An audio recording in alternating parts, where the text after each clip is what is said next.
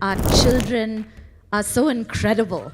I was really fascinated with the circus. And I was especially fascinated with the Barnum and Bailey world famous circus, which was actually called, it is the education system that is supposed to be the greatest show on earth. A large urban slum area, and I started teaching. And that single decision changed my life. I'm going to tell you a little bit today just about 3 things that I've learned on my journey. It's beautiful to watch that film again after a long time, and such a reminder that our children are so incredible. And so are we. But the difference is they do such incredible things and they have so much fun. I don't know if you saw them moving the tree trunk, which is such an incredible feat, but the joy as they did it as well. So it's a beautiful way to be introduced. I also wanted to start with a lot of gratitude. I don't know the people in the room, but I have the greatest respect for anyone doing the work of education. And I was with a group of my students 2 days ago in Bangalore, and we vowed that we would use today to just express gratitude. So I wanted to start by just saying thank you. I think all of us in our own lives, we do so many tiny, little, and big things that are difficult and make a difference. So thank you for that. Really happy to be here and have the opportunity to share a little bit of my work. And I wanted to start by telling you that as a young girl, I was really fascinated with the circus. And I was especially fascinated with the Barnum and Bailey world famous circus, which was actually called the greatest show on earth. And the reason I was fascinated with the circus is because I believed that when you went to the circus, well, you saw dreams and hope and magic. And then I grew a little bit older and I began to realize that the circus has a dark side. And those animals that you see performing, they're actually not that well treated. And the happy clown, well, he's not that happy. And I've been thinking about that a lot in the last few years and actually linking that analogy to the education system. Because actually it is the education system that is supposed to be the greatest show on earth. The education system is supposed to literally admit a child into a world of dreams, hope, and magic. And yet, when you look across our country, you realize that for most of our children in this country, it fails to do that. And so a little bit from my 30-year-long journey, so I actually grew up outside of India, and at 18, I dropped out of university in the US, and I came back to Mumbai, and I walked into a large urban slum area, and I started teaching. And that single decision changed my life. And for the last 30 years, through setting up Akanksha and then Teach for India, I've really just been asking myself one question. What do children need? And how can we just continuously try to provide them the opportunities to really meet their dreams, hope, and magic? And so I'm going to tell you a little bit today just about 3 things that I've learned on my journey. And I'm going to tell this to you through a very recent experiment that I've been doing over the years, even though I do many things that I don't like so much, strategy, fundraising. Many people in this room probably have similar jobs. But for me, the most important thing is staying close to children. And so about a year ago, this little boy on the right-hand side came to me and he said, Didi, he said, I have a big dream. And I said, okay, Rohit, what's your dream? And he said, my dream is that I have a small theater company and one day I want us to perform in front of 60,000 people at the Wembley Stadium. And so I was a little taken aback and I said, wow, look at this child's ambition. And this is a child from a low-income community who hasn't had that much exposure. So I started talking to this group of children that had come together because they really wanted to raise their voices and be heard.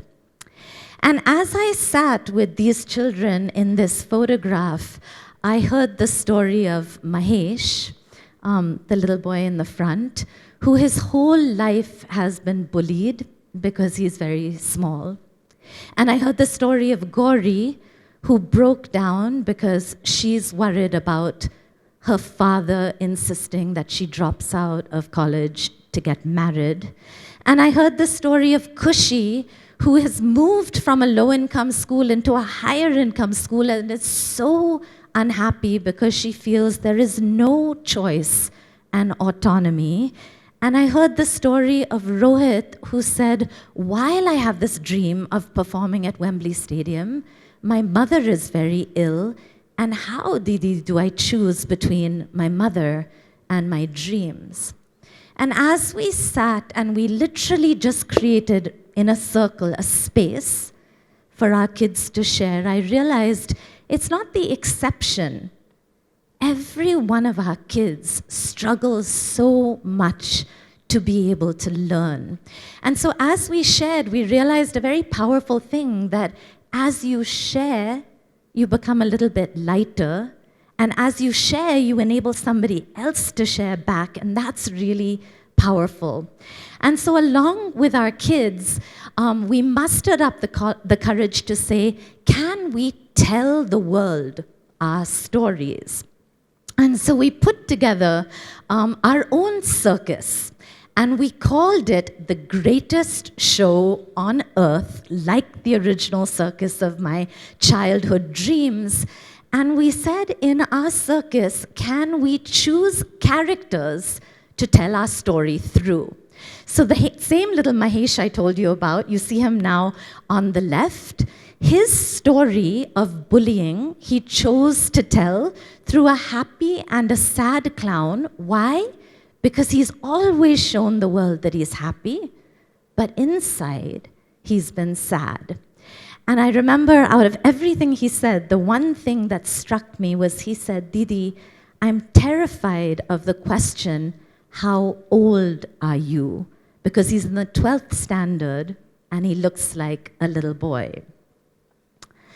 And my Shambhu, who actually dropped out of the school system when we met him because his sister did very well, and she went ahead and got all the encouragement, and he was constantly compared to her. And in the end, he couldn't take it, and he dropped out of the system. So we chose to depict that through literally a ladder.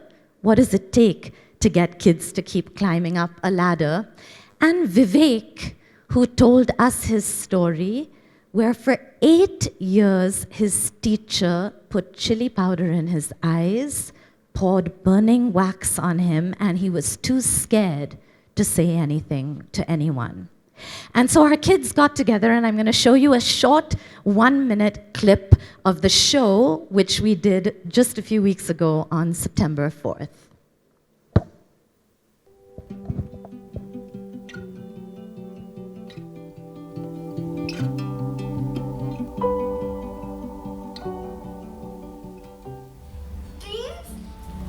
Hope and magic. Can you see it? Can you hear it? Wait, let's go to the greatest show! Ladies and gents, this is the moment you've waited for. You've been searching in the dark, your sweat soaking through the floor. And buried in your bones, there's an ache that you can't ignore. Taking your breath, stealing your mind. and all that was real is left behind. Don't fight it, it's coming from your own nature. It's all this moment, don't care what can gather. Yeah, feel the dream, can't you see it getting closer? Just surrender, cause you feel the feeling taking over. It's fire, it's freedom, it's flying open. It's a picture in the pulpit and your blood devotion. There's something bigger at the brick of every wall, it's holding on, it's now. The show can change the show busting.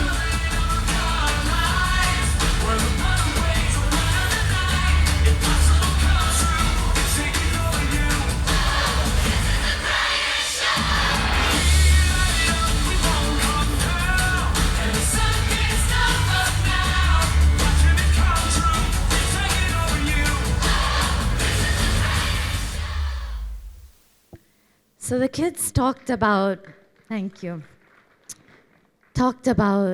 bullying and competition and rote learning. And the interesting thing was at the end, the little boy says, the show can change, the show must change. That yes, many kids have dealt with it, they've gone through it, they've put up with it. And so in some ways, we have normalized the issues in the system. But what does it take for us to change the system?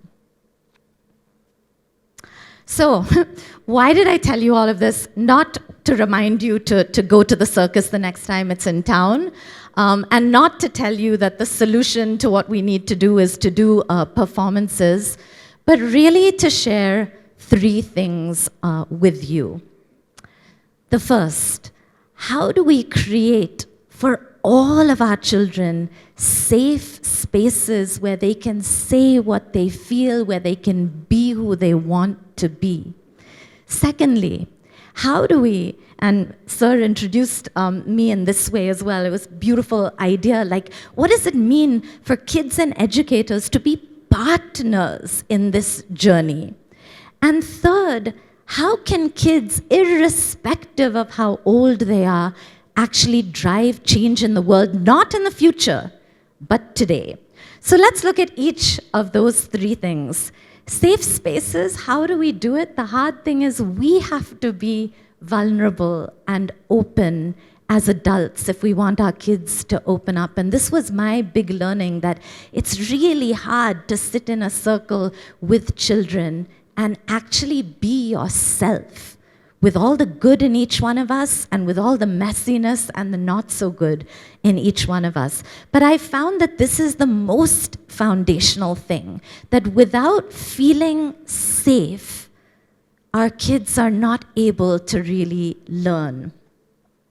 Kids and educators as partners, I mentioned that 2 days ago I was in Bangalore with a group of our children, and we had an equal number of kids and educators come together for 3 days to do everything together. So they stayed together, they did games together, they did activities together, they reimagined education together. And one of our students who came, he's from Delhi Public School, he said at the end, he stood up with sort of bright eyes, shy, introverted boy on day 1. Day 3, he stands up and he says, I didn't know that where teachers and students can come together, magic can happen. You know, why can't school feel like this? And I thought that was really beautiful. So this idea is about, at every level of the system, what does it mean for our kids to be our partners? Can they help us co-plan, co-execute in classrooms? At the policy level, can they sit with our policymakers? At the school level, can they be part of our school management committees? Can they be there? Because ultimately what we do is for them. And yet we don't ask them, why do you want to learn? What do you want to learn? How do you want to learn? We think we know best, right? And finally, kids as change makers, and I wanted to share one story of one of my biggest role models. This is 12-year-old Rehan, one of our students in Ahmedabad, who lives in a really, really difficult community, which literally is in the middle of 8 mountains of garbage. This 12-year-old today is running 15 community centers in his community. Each community center is facilitated by a 10-year-old student. He's got organic farming happening now in the community, and he has lobbied the Ahmedabad Municipal Corporation to commit to removing that garbage. He's 12 years old. And actually, it wasn't very much that got him to do that. It was just giving him the permission and the love and the belief to say, you don't need to drive change when you're 25 years old or 50 years old. You can care about things that bother you today, and you can drive the greatest learning and the most leadership through doing that today.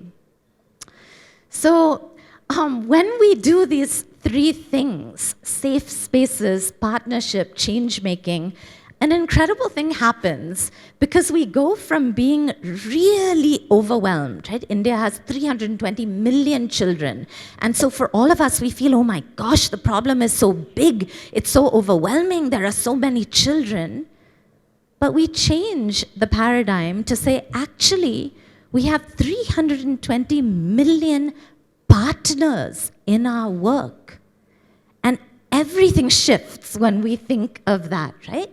We go from this image, which is the traditional image that we see, where a teacher is responsible for the learning of a class, to this image where kids and an educator are sitting together. And if the teacher has a problem, the teacher's bringing that problem to class and saying, kids, let's figure this out together.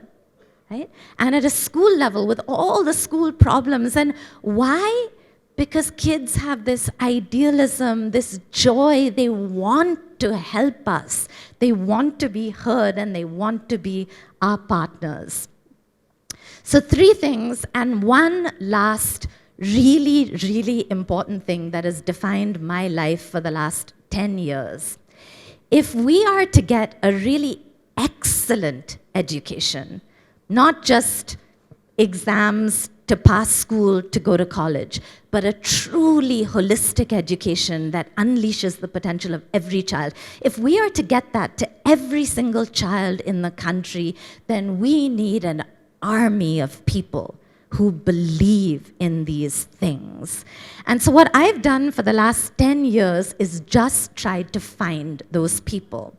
People like Juhi in Mumbai, who was a graduate from a top college, or closer to here, Avantika, you may recognize her. She's an anchor on India Today, who had spent 10 years as a news anchor and then joined Teach for India. We find all of these people who have this belief that we can change education, and we ask them to teach full-time in a classroom for 2 years. And this is an incredible picture because Avantika sent this to me recently. She taught in the fellowship in 2010. Those were her children, and I'll tell you a quick story about her. And this is the picture she took now, 9 years later, of where her kids are. When she started teaching her class, she came to me crying. She said, "You fooled us." She said, "The gap is so big, it cannot be bridged. My kids are in grade 2. They are not able to write one letter correctly. They are not able to sit on benches." And 18 months later, I walked into her classroom and I saw, you all must have seen this, right? Kids sitting on the edge of their seats, almost like they're so excited they're going to fall off their seats, right? They were in grade 3 and they were reading the unabridged version of Oliver Twist. And I remember with my colleagues sort of pinching her and saying, what grade level text is the unabridged version of Oliver Twist? And it turns out it's a grade 6 text. That's the amount of learning that they had had in 18 months. And that's not a story about reading and writing. That's a story about dreams and hard work and belief. And so, like Avantika and Juhi, we have 1,000 people across the country teaching right now, people who never thought that they would have been teachers. And they're not just teaching, but they're saying, how do I listen to the stories of a Mahesh and a Vivek, and how do I give them the opportunities to fundamentally transform their lives? And then, after 2 years of teaching, our goal is to keep them in the education sector at all levels. So here's a quick snapshot of the 3,000 people who remain today in the education sector. People like Roy and Chandani, who not far from here run a school called the Simple Education Foundation, where they work with the Delhi government to transform schools. And I was there a week ago in one of their schools, and I had goosebumps because the school was fundamentally different, and every teacher was doing so many incredible things in that school. People like Aniket, who started a program called Hak Darshak, which is saying, like, there are so many government schemes available, and yet our people don't know them. So can I take that information to the most remote parts of India? People like Safdar, who has just released his first feature film starring a street child from Kolkata, and it's making its rounds in the festival. So these are all people who taught at Teach for India for 2 years, who grew as leaders through that experience, and who are now working for kids in different ways. People like Ashish, again, a huge inspiration to me, who lives in Sukma district in Chhattisgarh, very difficult Naxalite area, and is working relentlessly to say, what kind of education do the children here actually need? He's been there for the last 8 years. People like Anurag, who today leads Delhi government's work on child protection and is fighting to say that until we treat our children better in every single school and there is no abuse and no humiliation, nothing will shift. And so this is what I wanted to leave you with, that really we need people, all of us, to believe in dreams, in hope, and in magic. And why? Well, because we need to make it the greatest show on earth. But why, more fundamentally? Because our Constitution said that every one of us deserves justice, liberty, equality, fraternity. And until we do that, well, our work is not yet done. Thank you. Thank you.